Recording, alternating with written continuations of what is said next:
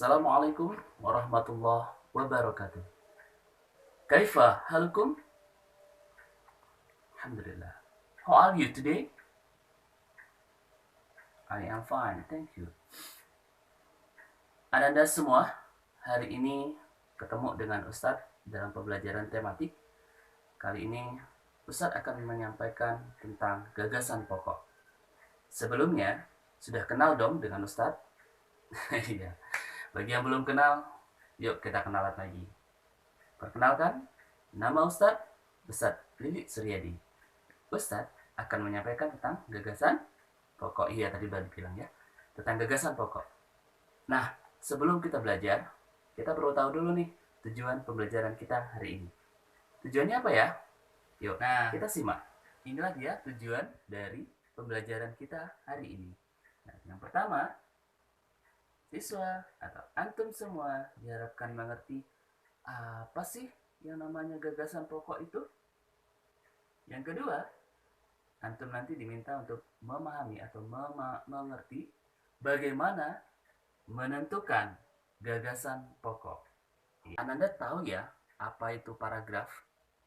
Iya, paragraf adalah susunan beberapa kalimat yang di dalamnya itu ada satu gagasan pokok. Nah, gagasan pokok sendiri, paragraf sendiri itu terdiri dari dua, yaitu adanya gagasan pokok dan adanya gagasan pendukung.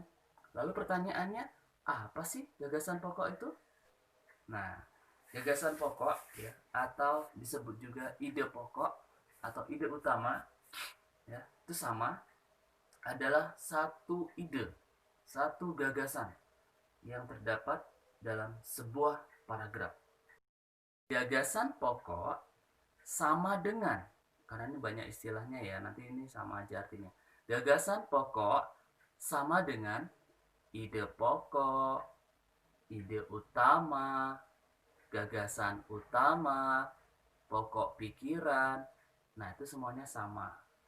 Jadi kalau ketemu dengan kalimat ide pokok, jangan heran, itu sama juga dengan gagasan pokok atau pokok pikiran.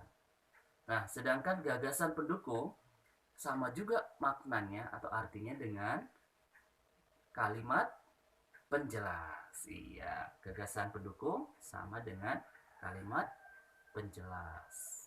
Ustaz ulangi, gagasan pokok adalah ide atau inti pembahasan yang tertulis dalam satu paragraf. Ya, nanti bisa dibaca ya.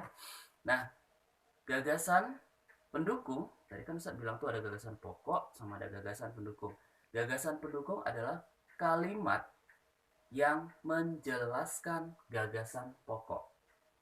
Ustaz ulang ya. Gagasan pendukung adalah kalimat yang menjelaskan gagasan pokok. Misalkan antum dikasih satu paragraf dan diminta untuk menentukan ide pokoknya atau gagasan pokoknya. Udah tahu belum? Iya. Nah, caranya itu simple aja yang Ustadz berikan. Hanya ada dua. Hanya ada dua caranya. Apa itu? Yang pertama, Ananda harus baca paragrafnya. Jadi dari awal sampai akhir, Ananda harus baca dulu. Gitu. Oke? Nah, yang kedua, setelah antum baca semua dari awal sampai akhir, barulah antum teliti ya bacanya, temukan kalimat mana yang dijelaskan dan kalimat mana yang menjelaskan. Karena ketika kita tahu kalimat mana yang menjelaskan dan kalimat mana yang dijelaskan, nah itu akan menuntun kita menemukan ide pokoknya atau gagasan pokoknya. Karena gagasan pokok itu adalah kalimat yang dijelaskan. Sedangkan selebihnya adalah kalimat penjelas atau kalimat yang menjelaskan. Nah, perhatikan contoh ya. Kita lihat dulu contohnya. Tuh, lihat. Ada sebuah paragraf tuh. Dibaca sama-sama bisa ya. Musim hujan hampir tiba. Warga desa Kampung Babakan berdiskusi untuk melakukan kerja bakti. Mereka berencana membersihkan selokan. Mereka sepakat Ketika selokan bersih, warga tidak akan kebanjiran.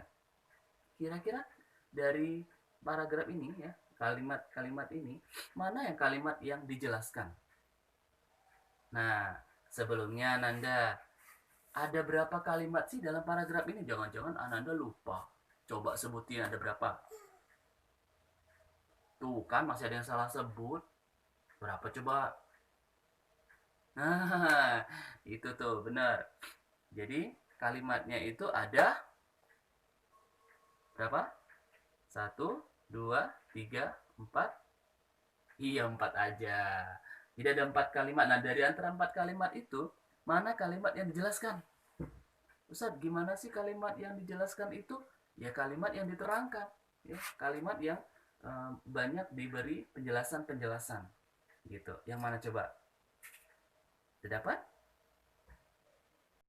Nah, coba nih diangkat tangannya siapa yang bilang kalau kalimat yang dijelaskan itu adalah musim hujan hampir tiba. Iya, yang angkat tangan berarti sudah mulai paham ya. Musim hujan hampir tiba. Itu adalah kalimat yang dijelaskan. Kenapa? Karena kalimat-kalimat berikutnya merupakan kalimat penjelas. Dia menjelaskan ketika musim hujan akan datang, nah warga masyarakat berdiskusi. Apa yang didiskusikan? Mereka akan membersihkan selokan. Kenapa membersihkan selokan? Karena kalau selokannya bersih, insya Allah mereka nggak akan kena banjir. Nah, itu kira-kira bahasanya. Maka dalam paragraf tersebut ya, gagasan pokoknya adalah musim hujan hampir tiba. Nah, satu lagi nih kuncinya Ananda. Kalau kita ingin menemukan yang namanya gagasan pokok ya, kita cukup melihat bagian awal dan bagian akhir dari sebuah paragraf. Karena biasanya gagasan pokok itu terletak di antara keduanya, di awal atau di akhir. Baik, nanti akan lebih dalam lagi pembahasannya. Untuk sementara kita bahas itu aja. Kira-kira udah paham ya Ananda? Nah, selanjutnya Ananda Ustadz akan memberikan tes ya atau soal. Apakah Ananda sudah memahami tentang gagasan pokok ini? Seperti apa soal latihannya? Iya, kita lihat setelah satu ini.